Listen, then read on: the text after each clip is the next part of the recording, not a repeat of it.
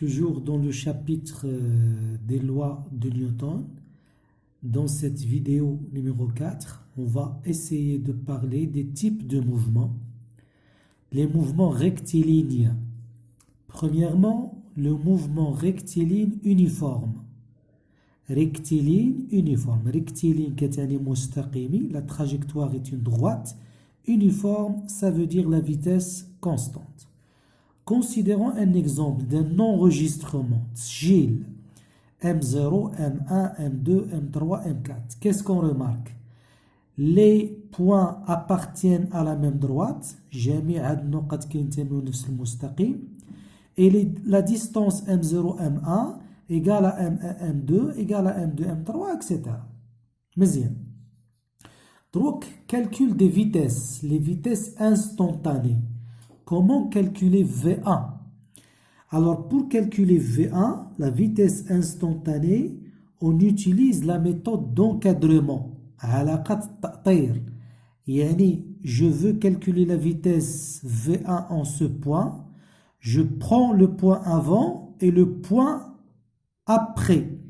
Donc, je prends la distance M0, M2 sur 2 taux. Je répète, إلا باغي تحسب السرعة هنا خذ النقطة اللي قبلها والنقطة اللي موراها. Donc, المسافة M0, M2 على 2 taux. Alors, maintenant l'application numérique.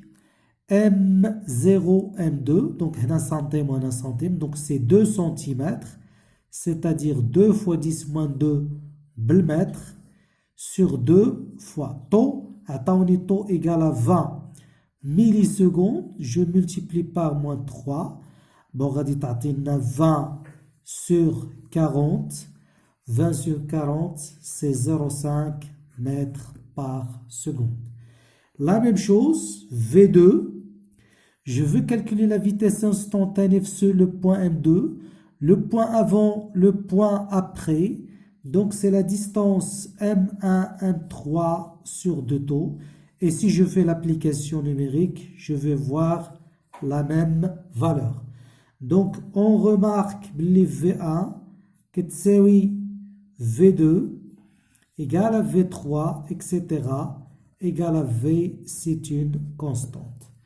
Donc, pour un mouvement rectiligne uniforme, la vitesse est constante. Maintenant, l'accélération. Si je veux calculer l'accélération A2, donc c'est V3 moins V1 sur 2 taux. La vitesse اللي موراها ناقص la vitesse اللي قبلها على 2 taux. Alors V3 قلنا 0,5 ou V1 0,5 sur 2 taux بشحال تعطيكم 0. Si je veux calculer A3, donc le point après c'est V4, le point avant V2 sur 2 taux, ça va vous donner 0. Donc on remarque que A1, que A2 égale à A3 égale à A4 égale à A égale à 0. Donc, le mouvement arrêté.